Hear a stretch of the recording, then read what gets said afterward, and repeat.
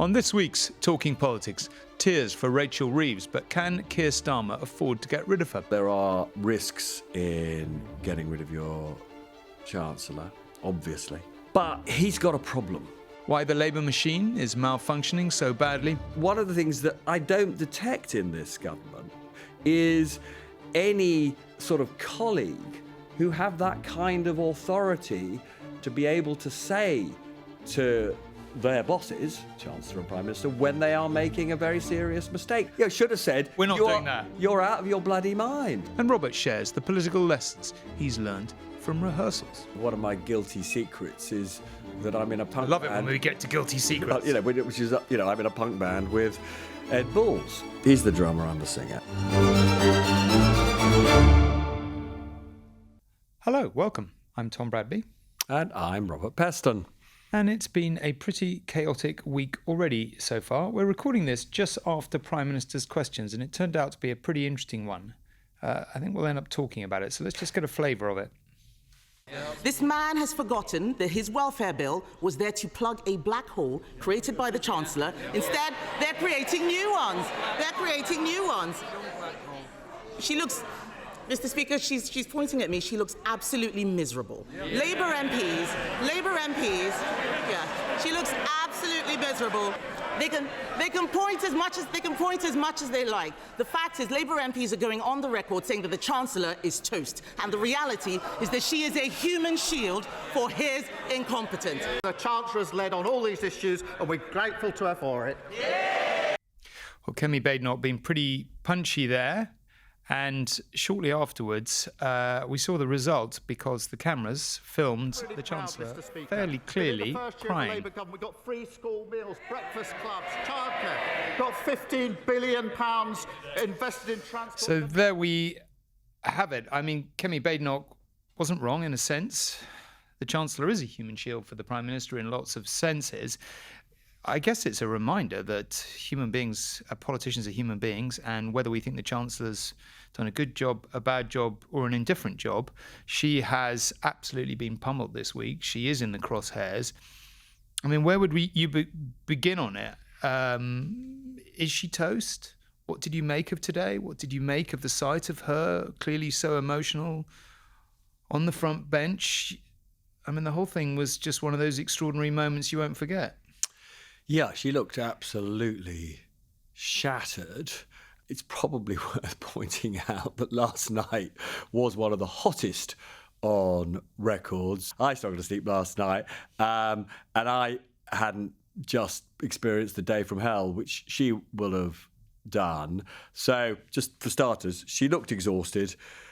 Some of that, of course, will just be that she recognises that she's made a number of quite serious mistakes, which we should drill down in, the latest of which was crystallised yesterday in the most humiliating fashion for the entire government. But we've talked so often, haven't we? I mean, about the puzzling fact that this government can't seem to see these car crashes coming. You know, it's obvious to everyone else, even people who aren't following politics very closely, often weeks in advance that these cave-ins and U-turns are coming, and yet they seem to be the people who don't spot it. And I think we've tried to go out of our way for understandable reasons to note that politics and government is difficult. And it is difficult, and it's easy for us, and, you know, it's all commentators, it's easy sitting in this chair dispensing sort of verdicts. It's much harder to actually do it, and you are taking difficult decisions, and sometimes they don't work out the way you think they would. But I think the obvious point of comparison is 1 year into the Blair government, which just bears absolutely no resemblance to this government, or even 1 year into the coalition. You know, it wasn't very easy putting together a coalition. It wasn't necessarily that easy running a coalition, but it felt a lot more stable and purposeful, whether you liked its purpose or not, a year in than this government does. This government seems really, really rocked by circumstances and to have made a lot of unforced errors that, you know, perhaps they shouldn't have done. But let's begin with basics. Do you think it's fair to say that these are Rachel Reeves's mistakes, or are they the Prime Minister's mistakes, or are they both of their mistakes? Does she survive? Is it fair to say she's a human shield for Keir Starmer? So there are two categories of mistake. There is the basic economic and fiscal approach, which I think has just been blown up, and we can come back to that. And that is definitely at her door, right? That is her responsibility. Then there is the issue of party management and spotting accidents that are about to happen before they become momentous. Let's come back to the economics and the problems for the Chancellor in a minute or two. But I want to tell you about a sort of incident that happened comparatively recently that I think illustrates how Downing Street is not functioning properly.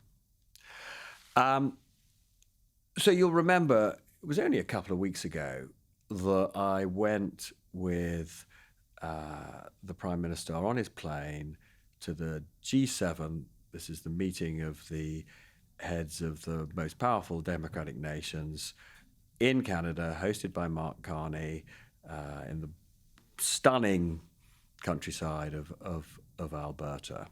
And this was, I felt, the most important G7 of modern times, because it came against a backdrop of the Israel attack on Iran, which was in absolutely full swing, and the whole world was deeply anxious about this escalating into a sort of inferno in the Middle East. Came against the backdrop of likely strikes by President Trump on Iran. So this just felt like a massive, an absolutely massive moment. And I was surprised that although the Prime Minister was there with his national security advisor, a man called Jonathan Powell, who worked for Tony Blair, he was his sort of chief of staff donkeys years ago when Blair first became Prime Minister. And he's a senior person. I was really struck that there are two directors of communications. Neither of them came on the trip.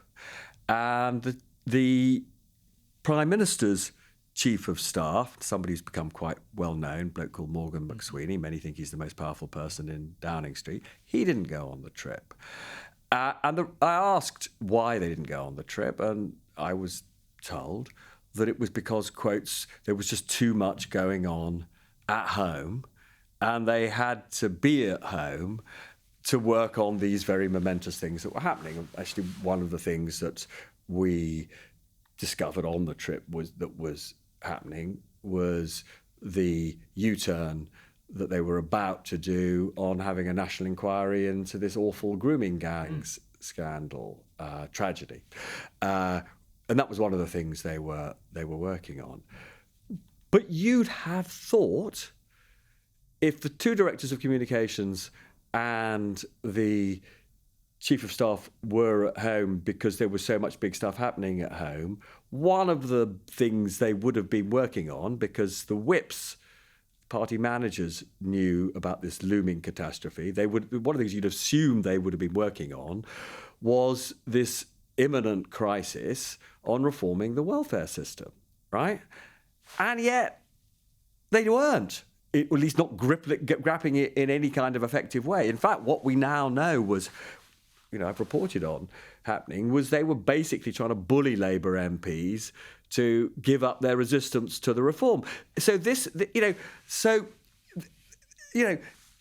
didn't do the thing that I thought they should have done, which is accompany him, for what was, I thought, an event of enormous importance. And actually, weirdly, if they'd gone with him, conceivably, they could have talked to him about some of this domestic stuff. Instead of which, they're separated by this is just a machinery that is staggeringly dysfunctional. Well, we've talked about this a few times, and not to lionise Alistair Campbell, because as we've discussed before, you and I both dealt with him, and it was a nightmare being on the receiving end often. But the truth of the matter is it's impossible to think of Blair in that first 4 years without Alistair Campbell. And one thing Alistair Campbell did provide, I think, of course, Jonathan Powell, was a very effective chief of staff in all kinds of ways as well.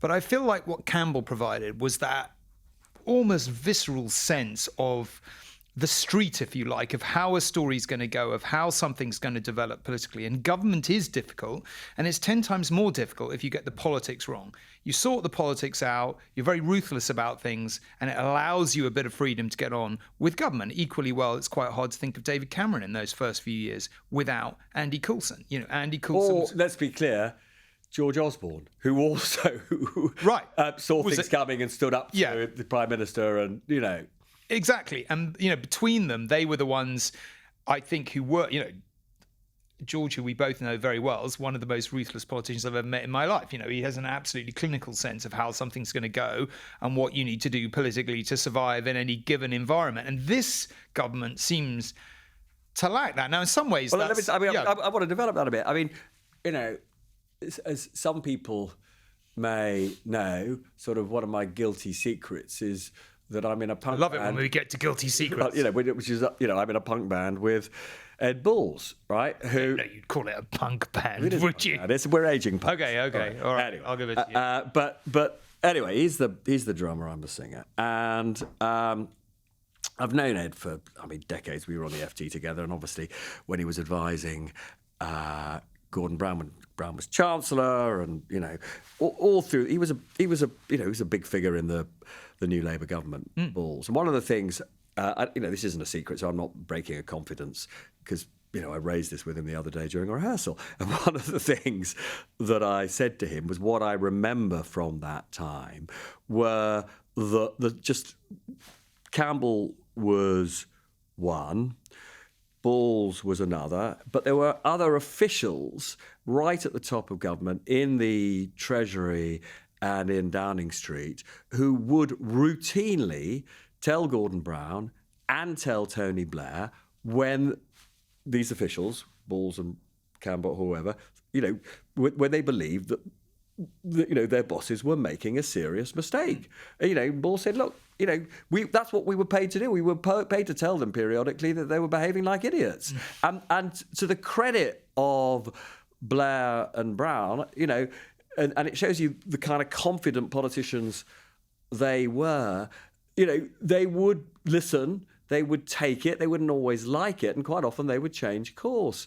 And one of the things that I don't detect in this government is any sort of colleague of the Prime Minister, or indeed any colleague of the Chancellor, who have that kind of authority and stature to be able to say to their bosses, Chancellor and Prime Minister, when they are making a very serious mistake. But that is what should have happened repeatedly in this first year.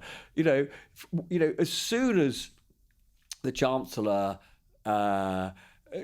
had said we should abolish universal entitlement to the winter fuel payment, somebody senior in the government, either one of her advisors or in Downing Street, should have said, "We're not doing that. You're out of your bloody mind, right?" This is for us to be sending the message out right from the start that we're all about taking money away from vulnerable people, right? It was nuts, right?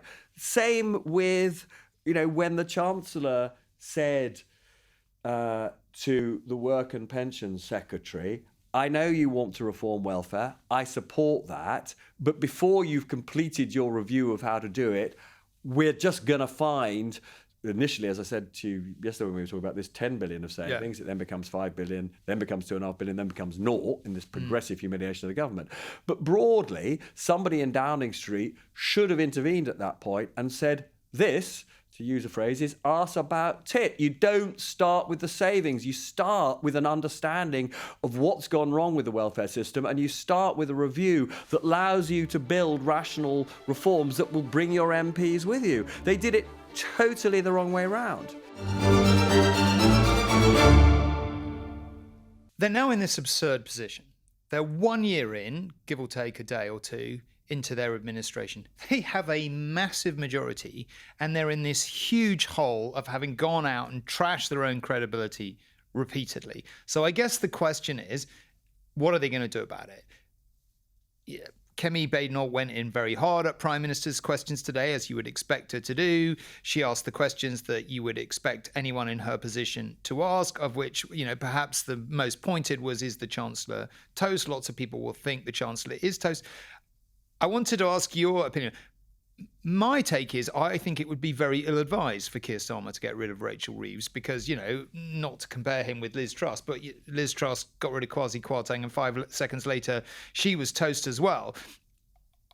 If he dragged us in today and asked us both our advice, I think I would say, listen, you've dug yourself into a hole, but it's a hole of, you've made as much as she has. You've got a big majority. You've got to stop making these mistakes. You've got to think about, your fiscal rules and the OBR and the envelope. And we'll talk about that in a minute. But you've just got to get your head down and get on with it. You get rid of Rachel Reeves, and quite soon you're going to be in the crosshairs. Do you agree or disagree with that? It's very dangerous for a Prime Minister to sack a Chancellor. And often, whether it's the resignation of Nigel Lawson, back in, 89, I think. Geoffrey Howe that did for her. Well, Geoffrey Howe, it was both of them that did for her. Yeah. There is a sort of rule in politics that says, when a Chancellor goes in difficult circumstances, the Prime Minister follows, is pushed out, is sacked not that long afterwards. I don't think it's a sort of universal rule. There are risks in getting rid of your Chancellor, obviously. But he's got a problem, the Prime Minister. And it is this. His fiscal credibility has been shattered, right? What was shown when all the money-saving measures in the welfare reform bill were stripped out, and it basically now becomes a spending bill, not a money-saving bill, is he has, the government has signalled to the markets that this is a government that can't do cuts, right? Now, we know that on their own fiscal rules, come the autumn, they are going to be anywhere between, if you believe the National Institute, they are £60 billion short of balancing the books. I don't believe that's right, but let's say they're 20 or 30 billion short. It's a lot of money to find. They've now demonstrated to the markets that they're not going to do it through cuts or welfare reform or anything of that sort. It's got to come through Indeed, tax. they can't politically. And that's what I'm saying. Yeah. The point is that is what we think was absolutely proved beyond any reasonable doubt yesterday. So it has to. So if they're going to fill that hole, it has to come from tax rises. They are incredibly limited in which taxes they can put up because of their manifesto commitments. Incredibly hard to think about taxes they could put up to that extent that wouldn't undermine apparently the major purpose of this government, as repeated by Keir Starmer, till we're all bored sick, which is to get the growth rate up. But at the moment, his options in terms of putting up taxes, they're going to be very hard to square with that ambition of getting the growth rate up. So what's the alternative? Well, the alternative is to try and build a bit more flexibility into the fiscal rules. The problem is the one person who cannot do that is Rachel Reeves, because she has nailed her entire reputation to the fiscal rules that she wrote and this almost religious intensity with which she's been insisting she will never break them.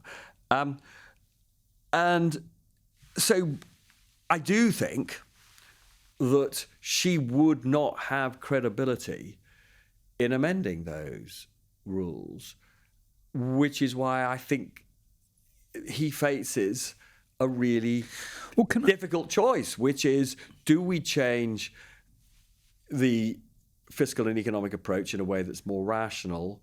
And because in order to do that, I think he probably does have to ask Rachel Reeves to step aside. And there is another related point in all of this, which is sort of in a way more important even than the question of, her credibility in being the architect of a different approach. It is that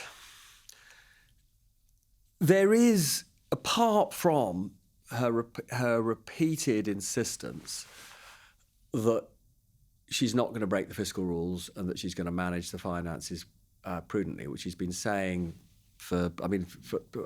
it's been her mantra since she was in opposition, right? Apart from that, what we haven't had is a compelling economic purpose. We've had the word growth. We've had a dizzying number of documents that were allegedly about trying to get the growth rate up. So we had an industrial strategy the other day. We had a 10-year infrastructure plan the other day. We've got planning reform.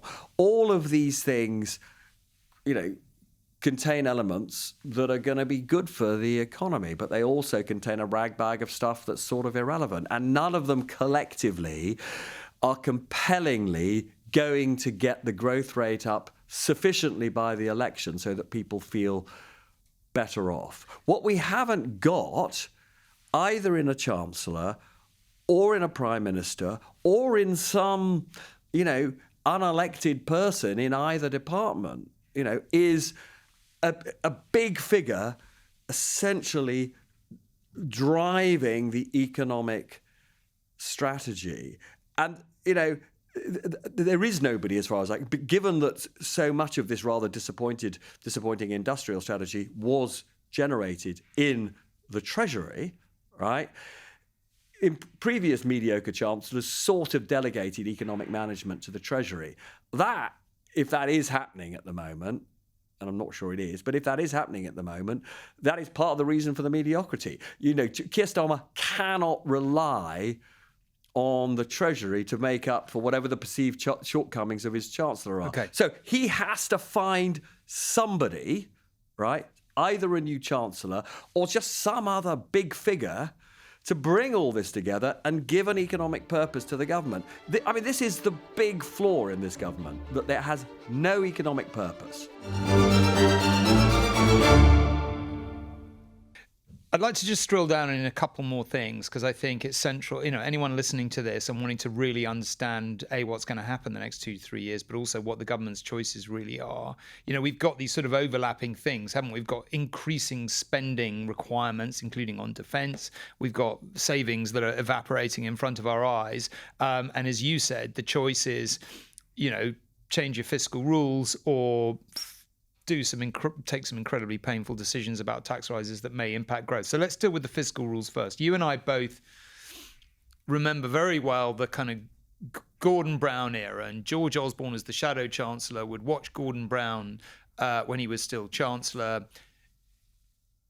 He would come out, he would give his budget, and then all of us would traipse along to the Institute of Fiscal Studies, over the next couple of days for their analysis. And that would quite often be as big a story, if not a bigger story, than the budget itself, because we would then say, oh, well, he's hidden these figures and all the rest of it. And Robert Choate, who was then the head of the IFS, became, I think for a while, Gordon Brown's number one hate figure. And, to me, that always seemed the principal reason why George Osborne decided to give the Office of Budget Responsibility this kind of, as you say, the beginnings at least of this quasi-religious role, hired Robert Choate in the early days to run it, and we are where we are. So all this stuff is meat and drink to you. So I was kind of interested in your view on the fiscal rules. What are either Rachel Reeves's, or if you're right and she's just too locked in to do it, what is the choice of the next Chancellor, assuming we have a new Chancellor, in terms of the fiscal rules, given that, of course, what makes everyone, including people in government, nervous is that the markets start to turn against you, because we all know what happens when you get into that bind? So I would do it in two phases. I would recognise that I don't have a coherent growth plan yet. And I would start by, putting every bit of government on notice that if they cannot demonstrate how incremental spending is, essentially going to improve the performance of the economy, return on investment, productivity, ultimately living standards, then they got to go back to the drawing board, right? Now, obviously, there's some crumbling infrastructure, there's some crumbling public services that, because, the long shadow of austerity stuff that needs to be fixed. But in general, this is a government that has to get into the mindset of nothing is possible without growth, because it is the growth that generates the incremental tax revenues, right? So you start with that, and if you do it under the kind of leadership which they probably don't have at the moment, which is why I said this issue about who is Chancellor or who is the leader of this operation is so central, you then can start talking to the nation's creditors in a compelling way about essentially why this is a country that is worth backing, because there's a whole series of initiatives that are going on that are going to be making us better off, right? Now, when you start with that, it then becomes easier to have a grown-up discussion, again with these investors, about being more flexible around the fiscal rules. So one of the things, there are just a number of things that you could change. One of the things you could change is, at the moment, I just think this is bonkers, right? You would have the OBR assessing the health of the economy or the health of public economies once a year, not twice. One of the reasons why the Chancellor is in this hole is that she decided for the spring statement that the OBR was going to assess essentially, where the deficit and debt were going. And that's why she was forced into this crazy decision to ask or to order the Welfare Department to come up with these disability savings. It would have been so much better to delay all the reform of welfare in the round to the budget this coming autumn. And at that point, they might well have still come up with some quite painful recommendations or indeed policies for how to reform eligibility for personal independence payment. But on the assumption, which I think is a reasonable one, that they would also have announced the abolition of the 2-child limit on universal credit, they would also have had a very positive story to have told about how they were lifting large numbers of low-income families and vulnerable children out of poverty, simultaneous with a reform that obviously is never going to be painless. But if you do it as the package as a whole, then you broadly say, you stick, I suppose what you're doing here as a Labour government is you are showing that the values of the Labour Party are intact, and it is an anti-poverty party. But they didn't do a comprehensive reform of that sort. They did it piecemeal, and they created all this mistrust. So that's one reform you would do, which is to have, as I say, simply the one event for the OBR every year to make this kind of assessment. But the other thing that you really ought to do is, she did change the debt rule. Right, she basically changed. I felt that she wasn't radical enough in the way that she changed the debt rule. I think that there was a way of changing it that would have actually reduced the restrictions on the way that the government invests in productivity enhancing infrastructure more than her reforms have actually achieved. I think there needs to be more investment in whether it's capital, this is government-led investment in capital or infrastructure, to get, as I say, the productive base of this country up higher. She went for a halfway house, but she's not even exploiting this halfway house sufficiently. And I'll give you one example of this.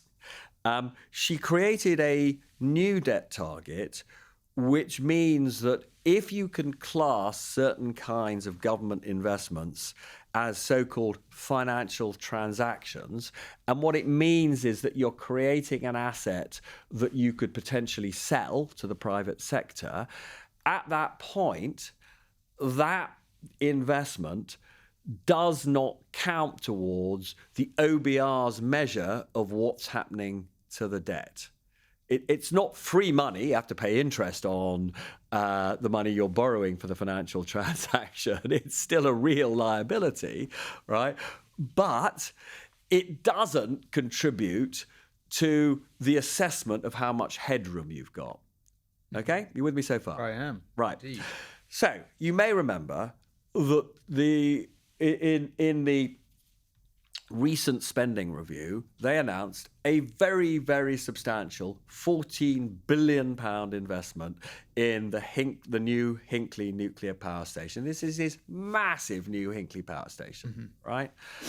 I assumed as soon as I saw the £14 billion that they'd done the smart thing of classifying this as a financial transaction, right? They didn't. They decided, for whatever reason, some moronic conservative accountant in government said, no, it doesn't count as a financial transaction, right? And therefore it is on the government's books and reduces the headroom by £14 billion, which in terms that people can understand, it means there is basically £14 billion less for the government to invest in schools and hospitals, right? But this £14 billion in Hinkley, this is a commercial asset, right? Yeah. The notion, these nuclear power stations, they generate an enormous amount of revenue from all of us, right? Yeah. 'Cause we pay for our power. The notion that you couldn't actually structure that as a financial transaction is mad, right? And I just think it goes to the heart of, a sort of deadening conservatism within the official class in this country. And I don't understand why, the Chancellor didn't just push back on it, right? So that's and then there's a final thing, which is the other fiscal rule, which is the real constraint, is she signed up to an unbelievably constraining limit on day-to-day spending. Basically, she put in place this requirement that day-to-day spending, and that's the enormous amounts that the government spends on wages and running costs, that by the end of this Parliament, 28-29, every penny of that has to be covered by tax revenues. You cannot borrow a penny for day-to-day spending. And then, actually earlier than that, just because of the technicalities of the rolling programme, basically she put in place a rule that says on a rolling 3-year basis, the books always have to be balanced, right? This is nuts, right? Particularly at a time, when you've got a creaking public service. This is way too constraining. And look, if you weren't balancing by 1 percentage point of GDP in either direction in 3 years' time, do I think that the world would fall apart, that investors would dump the pound, dump gilts, refuse to lend to the government?